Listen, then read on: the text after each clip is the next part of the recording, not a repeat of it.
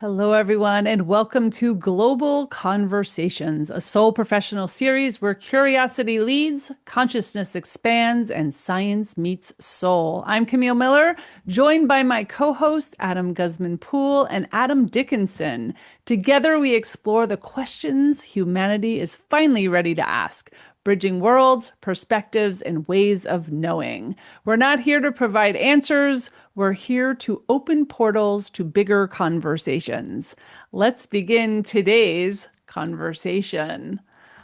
Today's conversation is with my co host, Adam Dickinson, the grounded counterbalance in our shared exploration of where logic meets intuition. With 15 years inside the FBI and a lived awakening into inner intelligence, Adam brings a rare steadiness, helping us bridge analytical thinking with deeper knowing in a way that feels both safe and expansive.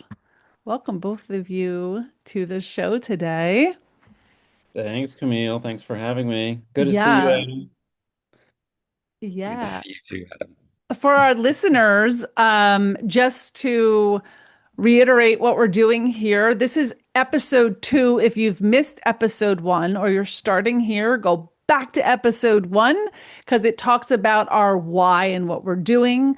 Episode two, tonight's episode is about Adam Dickinson, our co host, and episode three will be about Adam Guzman Poole and why the three of us decided to be co hosts and what we bring to the conversation. So, you know us kind of intimately and how we think about things. So today, Adam Guzman Poole and I are grilling Adam Dickinson. It's Yay, gonna be can't wait fun. for that. It's gonna be fun. You ready? You ready, Yeah, Adam? yeah, well, let's do it. I mean, why not?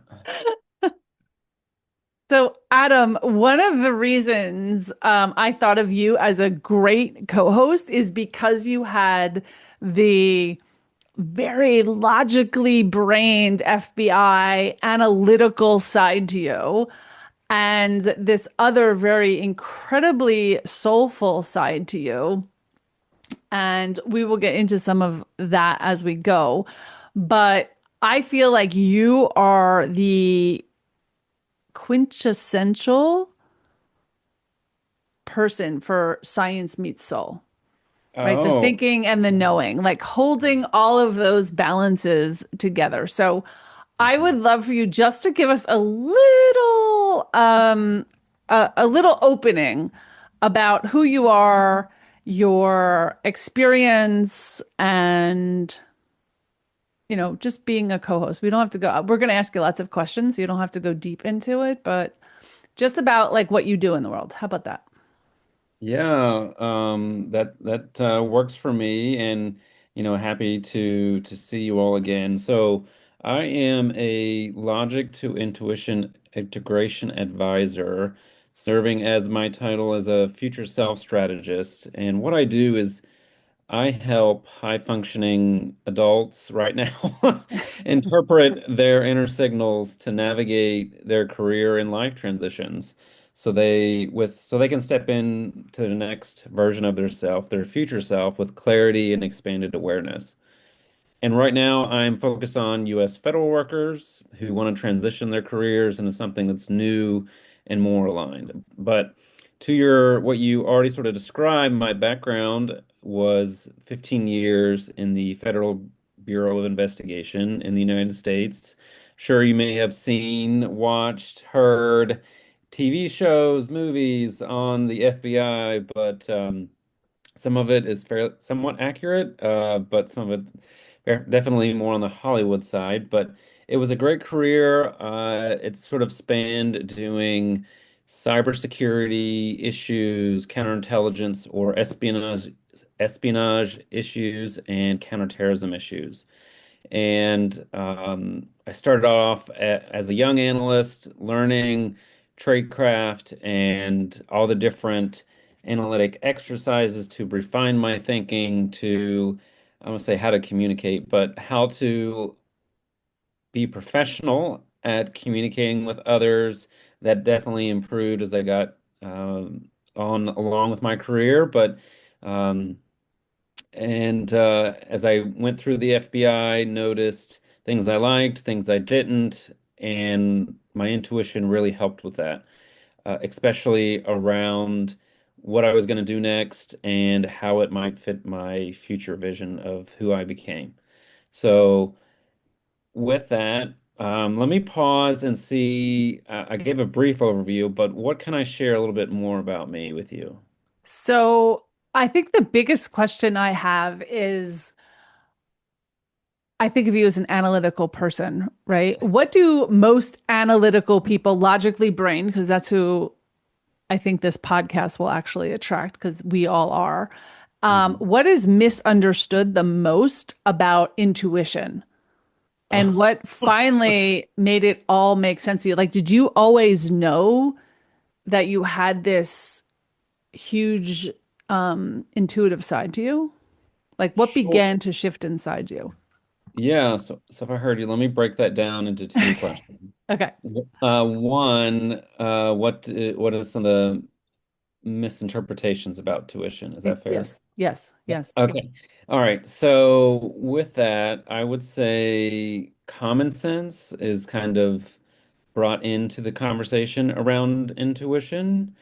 Also, I think intuition, meaning like some people, I would say generally combine the two areas, whereas for me, common sense is sort of a frame of thought, a framework around the collective group at a certain time in history, at a certain setting, a certain situation, whereas intuition for me is more about inner knowing in the present moment, observing yourself, observing the surroundings, looking at it in a certain context, and feeling the gut hunches, the energy around a thing, a decision, and so on and so forth. So it has a more of a nuance.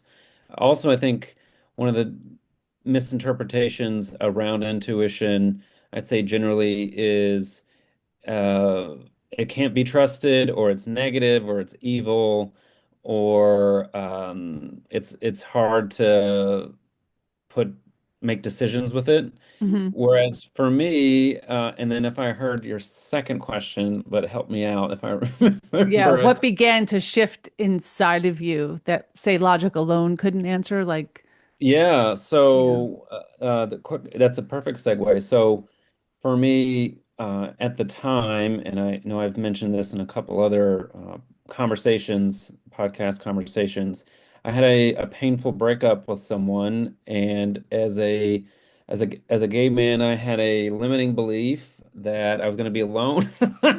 Not that it's easier if you're heterosexual, but I would say it'd be in societal um, approaches. Yeah. I think it's a assumption. It's just my assumption. It's easier to ask someone out on a date, for example. So I had this like limiting belief. I would be alone. It'd be really challenging to find someone, and because of that, with the realization that I wasn't going to be with this person anymore, that reality was no longer an option. I essentially fought myself internally because I wanted to keep going and try to work on it.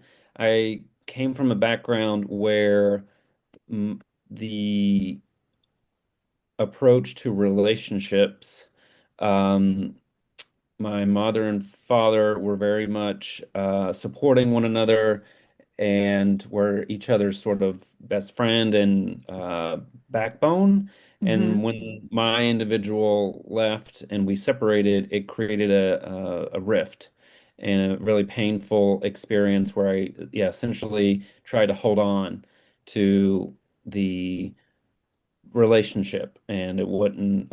It was hard for me to move on. It was hard for me to deal with it. So logically, I couldn't find a way to solve it. I tried to find a therapist in the Washington, D.C. area, and for whatever reason, I didn't really find one that I could jive with to help mentally vocalize what I was going through, either through some kind of therapy. So as a result, my solution was to start meditating. I had always been curious about meditation, and I started essentially observe the pain and just sit with it. Oh my gosh, it was Yeah. horrible. And that's what really shifted. Oh my gosh. It was, I mean, I would cry a lot, but my goal was to try to uh, let it fall naturally as best as I could. Every time I would have an incident, I would just essentially close my eye, or like if I was at work, I Yeah. would try to go to the bathroom and not cry, but just sit with myself and meditate. And I also used it to cope at night when I would try to fall asleep. And eventually I became more aware of my thoughts, the energy around my thoughts, and that's how my relationship with Hmm. intuition grew. Cool. Wow. Yeah. Good. Yeah. Does that help? Yeah, that's awesome. That's awesome. I mean, you are highlighting so many juicy points I want to kind of dig into. I'm trying to figure out where to go as we grill you. Yeah. But um, one of the things that I just think find so beautiful and fascinating is like how the pain was a gateway to the spiritual awakening. And I think a lot of times, Mm. like, these breaking points are actually they push us where we Yeah. need to go. And then you kind of got pushed you got pushed inside yourself. I think logic can only like like we're thinking in our head, but you got pushed into the pain and you had Yeah. to feel it. And I think that just highlighting the gift of intuition is it's like it's your mind and your heart in coherence together. Like you need both Yeah. these things together. And they've actually done research on this that like you make better decisions when you have emotion involved. They've had like studies where they take away the emotion and you can't make as good decisions if the Mm, emotion isn't there. We sometimes have this feeling like, oh, if emotion was out of the way, we can make, and we're just like analytical, we can make better decisions. But it's amazing that the emotion helps us make these these better decisions. So I just want to like that's cool. That's what's coming up for me. And I'm curious to know like from that place of like okay, you got like pushed into this thing. Where did your awakening go from there? How did like it deepen? What was that Yeah. journey like? Yeah, sure. So once I started to go inward, I was experiencing a lot of different sensations from vertigo to I think my body was just coming to terms with where my mind was still at, to headaches, so on and so forth. So for me to continue on, I essentially meditated every day. I would follow individuals like Deepak Chopra. At the time, I think Jay Shetty, I'm a big fan of, was coming online on Purpose, his podcast. So shout out to him. Yay. And I was really following their work. And then Lewis Howes was also an individual, so that I followed a lot. And I was taking information from wherever I could, from books to podcasts, on a lot of different pillars, I think, that surround like wealth, like health, finances, all these different foundational areas in life, because I was at a point where I essentially had a reset, like a big one. I wanted to get clear on my purpose, and because I was in a very dark place, and I was like, what's the point in eating food? What's the point on getting out of bed? So on and so forth. And eventually, I got clear on my purpose. It wasn't until like a couple of years later, but I came across through the exploration of, I would say, more mindfulness and just personal development exploration, that I came across more of the intuitive modalities. And I got introduced to the Akashic Records, which is the main modality that I practice now, through someone I went on a date with. And the backstory is, and I already gave him a heads up that he's kind of like my Yoda. if I'm like Luke Skywalker, because he now is a good friend of mine, and his sister. Um, I won't say on a date. I would say just a friendly sort of coffee chat. Hmm. But he was very much in tune with me and provided me information that was uh, very personal but interesting because I didn't realize how he was doing it, and it was curious. I was curious about it. Yes, Camille, were you gonna? It looks I was like gonna you're gonna. say, is he also a reader? Is that how So he opened you up? yeah, so he does practice the records as well, and his sister is the one who taught me how to do the records. So Wow, it was talk about kind of like divine a timing. yeah, it Like, was it was a great sort of introduction to intuition and especially the Akashic records. Yeah. wow. I'm curious. I have a question because a lot of seekers listen to this podcast. Mm. We assume, Yeah, since we're only in episode 2, but a lot of seekers follow me. So that's why I'm going to ask some seeking questions sure. because I feel like I'm still a seeker too. I feel like we're all still seekers, right? Like we're Hmm. all going deeper and deeper and deeper. Hmm. But I'm curious because you talked about going like right into meditation to deal with all of that stuff. How did you Hmm. even know how to do it? Did you read Uh, books? Did you like, yeah, I still can't my quiet my mind, so this is actually a very personal question. I what led me to meditation, what helped me the most, I mean, but I think I became very dependent on it was Insight Timer. It's like my favorite Yep. meditation app. Mm-hmm. I used it every day in the evening, mainly guided meditations, Okay. and I would just follow the guided meditations every day.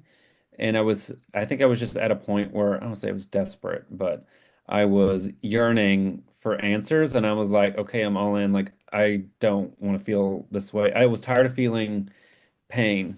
Okay. So I essentially, that wanting to get rid of it was the motivation to keep going. Yeah. Pain is a great teacher. He's a great teacher. So I have two questions, but first I really want to go into this Akashic record stuff because I mean the fact that an FBI analyst become an Akashic record reader is like awesome.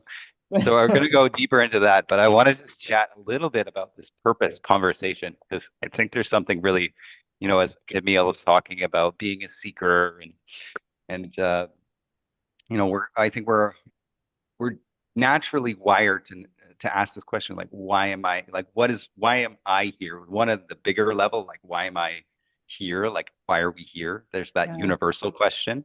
And then there's also the like well and also why am I uniquely here? What is my unique gift, my unique contribution to the world? And I believe we all have that question and I know that there's an answer to that. We all have a unique contribution to that. So I think it's really fascinating because you're talking about purpose. And I was actually just reading this book, and it's called Conscious Accomplishment. Shout out to the writer who wrote it. But he talked about how you can't, he tried to find his purpose through like the standard kind of like doing those like character tests and, like, okay, what is my ikigai? And you're like, but look, approaching it in this very analytical way, and he's like, you can't get it there. You're just going to find like keep going from one thing to another. But then when you went inside, you didn't go through the head. That's when you found your purpose, right? It was like through that going within. So I'd love to learn a little bit more and just share about that inner process, that went away from the head that helped you really discover who Oh, who you are and why you're uniquely here. yeah, that's a great question. So, let me take a moment to pause on that. And um, when I was getting clear on my purpose, it, and then when I was going inward, even now, I still approach my own Akashic records logically, but it's one of the strengths of the Akashic records, which is the art of the question.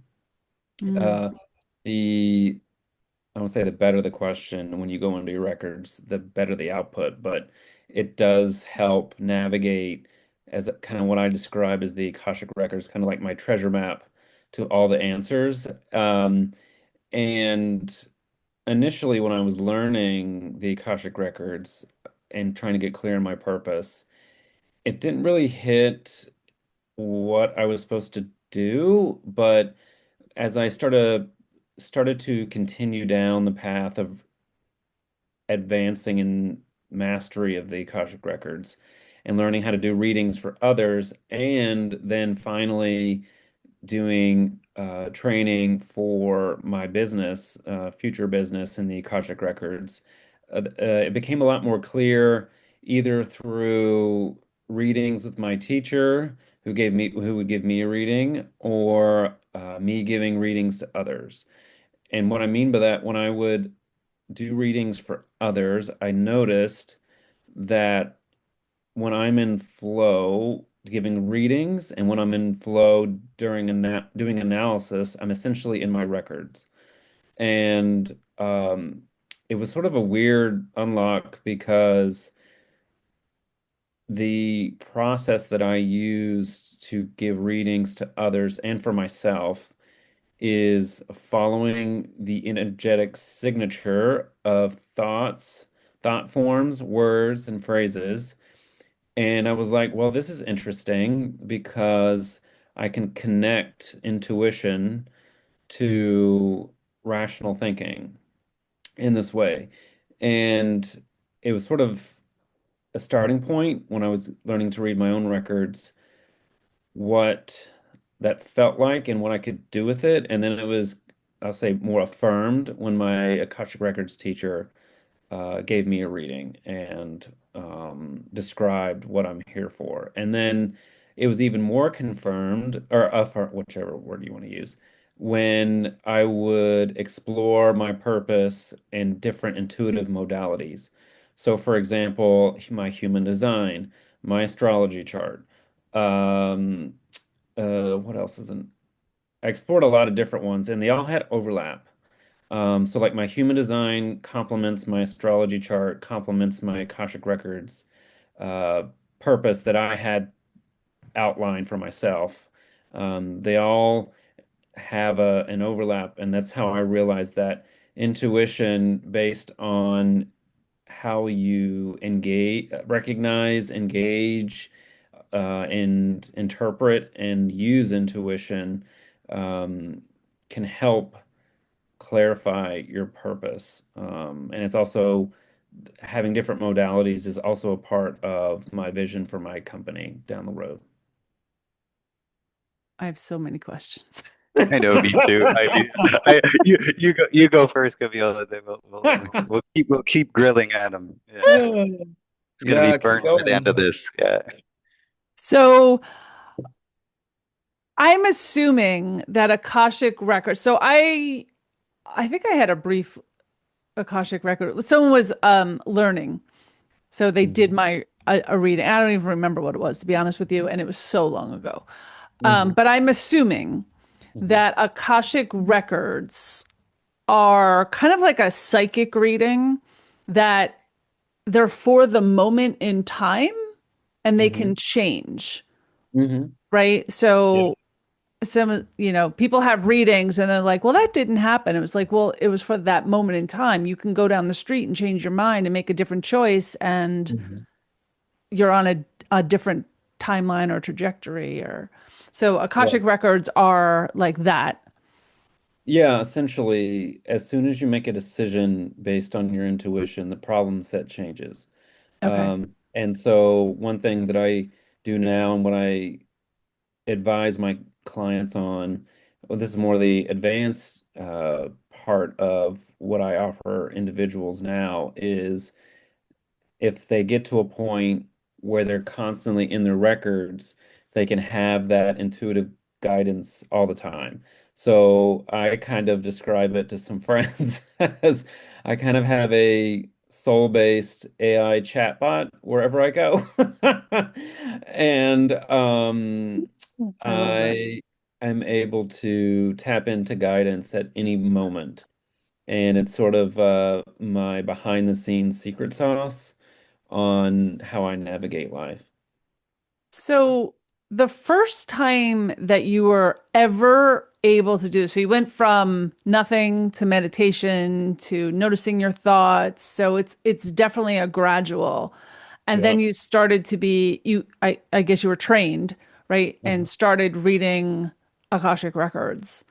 Correct. So and for our listeners, correct me if I'm wrong, the best way to describe Akashic records, if no one has ever heard about it, it's I've always looked at it as like the book of wisdom, the book of, and everyone has one Yeah.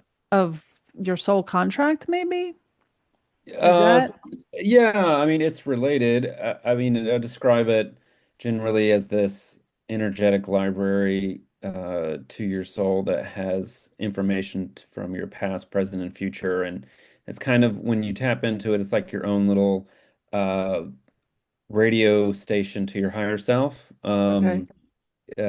Through a certain, I'll say, technique, meditative state, you can access it, and it just provides you, yeah, essentially a connection to your higher self, the best version of you, um, however you want to describe it. So are you able to like look up your next relationship?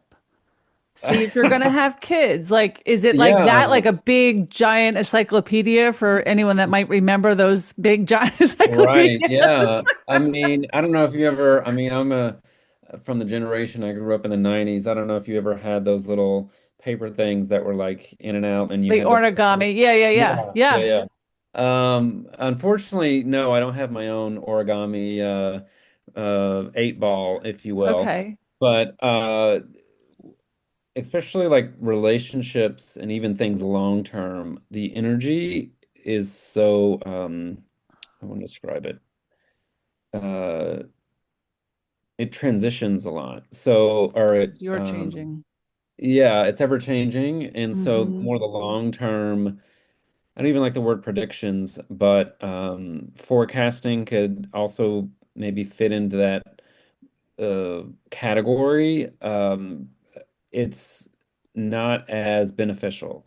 So, another approach that I use with myself and the clients I work with is for me, intuition is about setting, and especially with the records, it's about setting or scoping the problem set and Hmm. more so in a near-term fashion.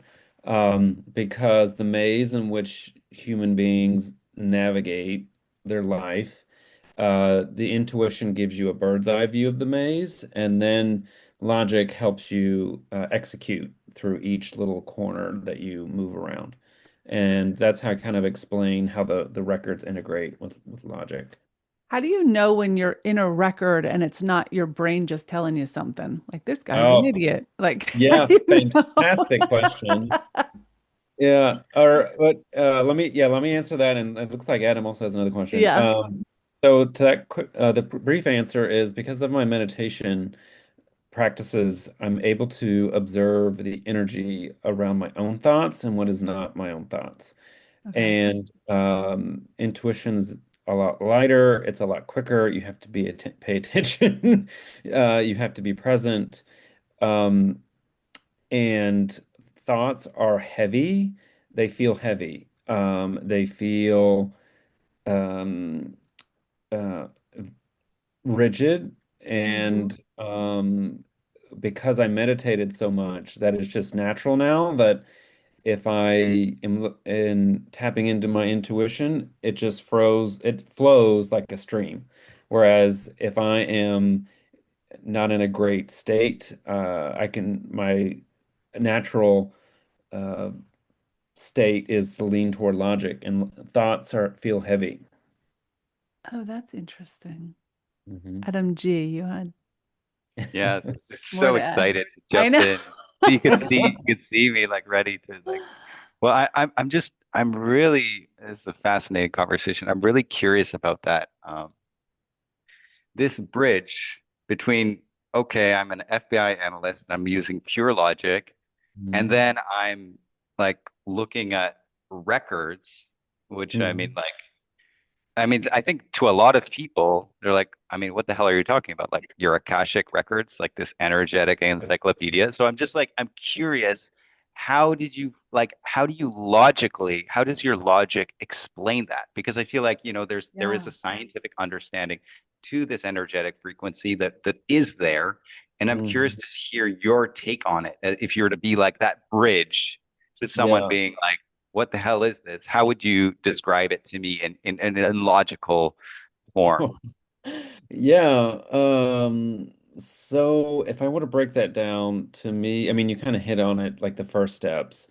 It For me, the records start with energy and frequency. So you're looking at like quantum physics, or quantum principles, and then physics principles. Um, and through that understanding, knowing how energy works, how form, matter works, and then looking at uh, the quantum field and different dimensions of reality and incorporating that concept. And through my experiences with meditation, I equated what I was observing in meditation to the quantum field. And so I made that logical connection. And then from there, once I felt comfortable um, feeling, experiencing, describing the quantum field, then I made the leap or the bridge from the Akashic records and energy to logical thinking because I went from the records, energy, frequency, meditation, how it affects the body, how the body is connected, going from the body to the mind, and how your emotions are interconnected, and then from body, mind to rational thinking, and how your thoughts affect your state and your body. And so it was like this sort of loop or yeah, I guess a loop might be the best sort of visual right now structure to understand it, where everything is sort of interconnected with one another. And that's generally how simplified version, how I bridge the two. Um, because to me, everything is interconnected. Everything is one, but not. Duality is also something I look at a lot, and how the world is this or that, or up or down, or positive or negative. And I also looked at the Akashic field as a form of duality, one you can't see, but it's always there. And I became comfortable with that, or I accepted it because um, it made me feel comfortable when I was transitioning out of my pain. And if I knew that there was something guiding me all the time and I could access it, that made it more manageable to live day to day. Mm, that's amazing. It's I'm almost thinking like, so when you're talking about this quantum field and these quantum ideas, and it's like you're talking about like all realities available at once, and then sort of like what I think it's quantum entanglement, or Yeah. gosh, I'm not a Yep. quantum, I'm not a if there's a quantum physicist listening to this, forgive me if I got it wrong, but there's that everything is possible, and you were kind of tuning into that frequency, and Yeah. then yeah, okay, well, thank you for that. I'm gonna pass it to you, Camille, because I know you got a question to follow this up.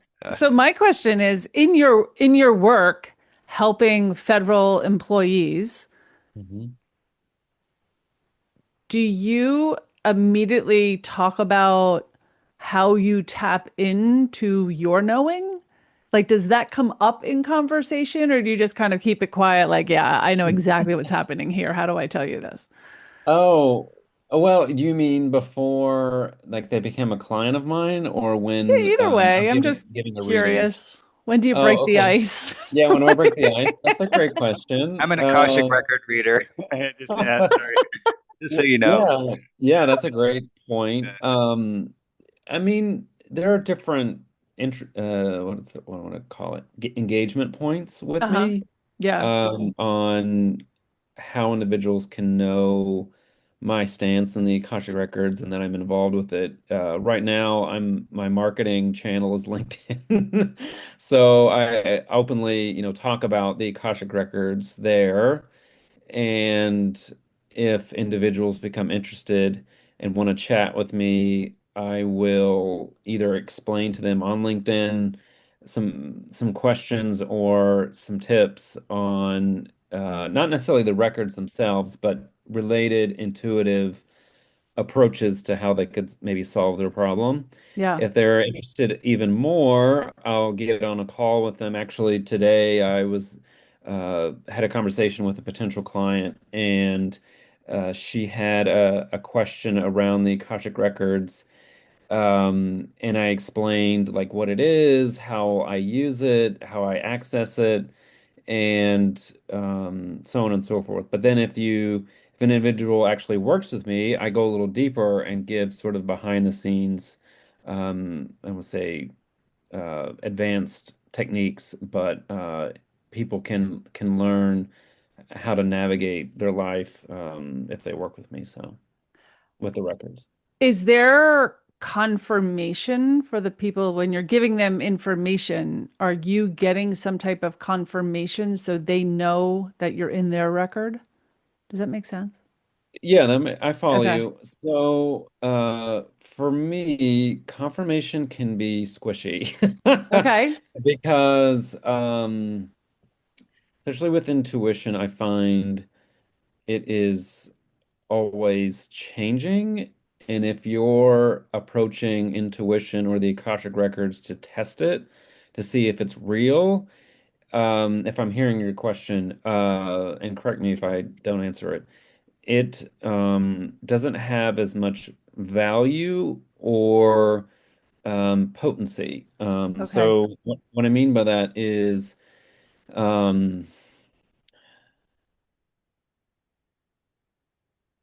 often when I'm giving readings, it reaffirms a client's sort of notion of where they want to go, what they want to do, and they either have trouble naming it, they either have trouble describing it, they either have trouble knowing what to do with it, how to interpret it.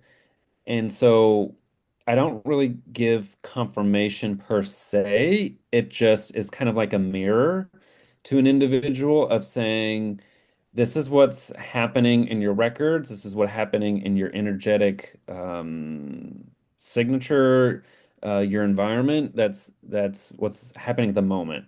And but again, it's in the moment, so it doesn't last for very long. Yeah. Gotcha. So as you read individual Akashic records, can you read Akashic records on businesses or this amazing podcast? Yes, I could. Yes, I could do a reading for groups. I can do a reading for businesses and even this podcast.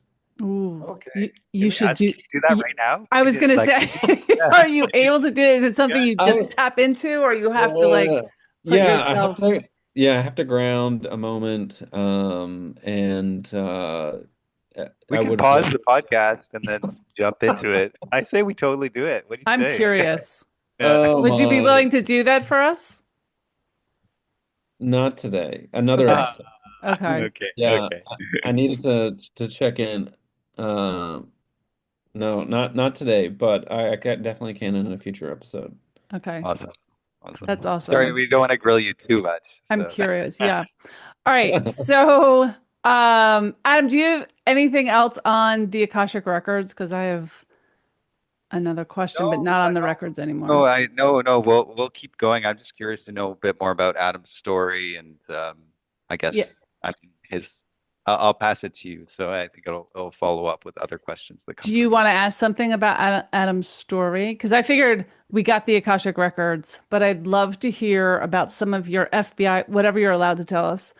Because one of the things when we were putting together the podcast and thinking about who do we want to interview, how do we want it to look like, you did Hmm. talk about extraterrestrial things, life beings, UFOs. And I would love to hear just that kind of knowledge, that kind of scene, just because you're going to be adding it. Uh-huh. You are our knowledge base in Sure. this way. Yeah. My connection to that is it deals more with sort of my long-term vision with my business. So when I was in learning about the Akashic Records and I created my business in my Akashic Records, I knew I had a vision of um, supporting humanity as we either went into outer space or shifted in some way where we're going to have to deal with something. And that was about 2020, 2019, when Okay. I had this plan, this vision. So, I mean, I haven't really shared it with too many people, but I developed an expertise in the space industry when I was at the FBI, and created a public-private working group on space issues related to U.S. critical infrastructure because of this personal mission. But I mean, it was needed at the time, and it was approved and everything. But behind the scenes, only a couple people really knew. Like, why is Adam so much in the space industry? Um, so I was able to develop a lot of great relationships in the space industry, and through that work, I got, I guess, opportunities to learn more about. You could use the term extraterrestrials, you could use the term unidentified anomalous phenomena, whatever phrase you want to use, and it just became sort of a natural connection. It's not something that I personally get excited about, but for me, I'm just holding space for that area. If it turns out that there is a need for intuitives, if there is a need for soul professionals to support whatever happens, I think, role would be just a kind of an ambassador, a diplomat, a advisor to whenever that might occur. I love it. Can you share a bit more about what that vision is? Just get because yeah, I'd love Yeah, to. yeah, sure. So this is also going back to my purpose. What I do essentially, again, is to help individuals get connected to their inner intelligence so they could start to make decisions in their external environment. And that's a, I bring that up because to me, intuition is just another data source. And so my long-term vision is to create, hopefully our fans are Star Trek fans, but I would like to one day create a Starfleet intelligence-like organization where the main discipline is integrating intuition into decision making. You could also describe it as integrating metaphysical data into decision making. So, what that looks like, I came from the US intelligence community, and there are various agencies that have certain roles and responsibilities. And so I would like to mirror that and create similar organizations that have different roles and responsibilities. So, for example, one agency or group within this larger collective would be solely in charge of refining intuitive disciplines, refining intuitive intelligence. Another agency or group within the organization would be in charge of integrating logic and intuition. So people like myself, we would be Mhm. bridges. And then another agency or organization within the larger collective would be rational thinkers who only really feel comfortable with that. And what would happen is the global collective would come together and provide a consensus, a judgment based on physical data and metaphysical data. So you're essentially coming to judgments that are interdimensional and multidimensional instead of only based on physical plane uh, logic. Wow, that's a mouthful. Yeah. Aren't you You glad you are asked? you're the perfect person for the job, Adam. So thank you. Yeah. Thank you for I really believe that our whole journey has like leads us up to, Yeah. our purpose. And it's like totally like all that time in the FBI, all that refining. And now that work with Akashic Records is like building up so that this beautiful vision can come through. So may it be so. So happy to be with you on this journey, Adam, and so Yeah. happy people like you are out there in the world doing this work. Yeah. Oh, thank you. Yeah.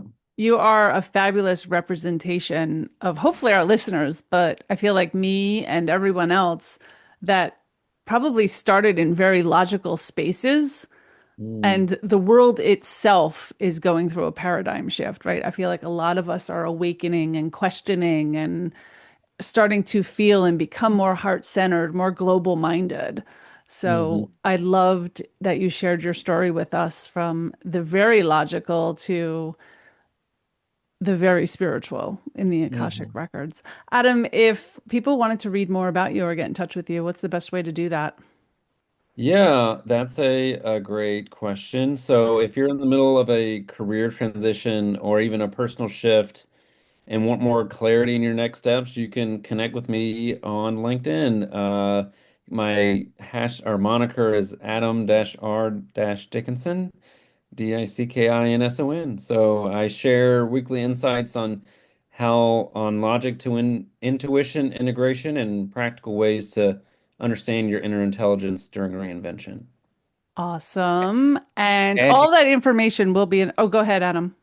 oh, and you can get an Akashic record reading from him too. So Yeah, that's right. that's out of the I bag. I love it. I love it. All of that information will be in the show notes. And again, if you started with this episode, go back to episode 1 and start there about our why. And make sure you listen to the next episode, episode 3, when we talk about Adam Guzman Poole. And I want to Mm, thank you guys, my beautiful co hosts, for being a part of the conversation, and thank our listeners for following us, being a part of the conversation. I want to remind everyone that we do not edit this. At least in our first season, we are not editing. We are just going raw and just being us because I believe that that's what authenticity is all about. So, just letting you guys all know that ahead of time. And I want to thank you, our listeners, for joining us for this episode of Global Conversations. This is part of the Soul Professional Global Conversation series. If today's dialogue sparks something for you, we invite you to continue the conversation by subscribing to our channel, sharing this episode, or connecting with the Soul Professional community at Soul, S-O-U-L, professional.com. This series is an open invitation to explore, question, and expand together. Until next time, stay curious, stay conscious, and stay connected. Bye, everyone.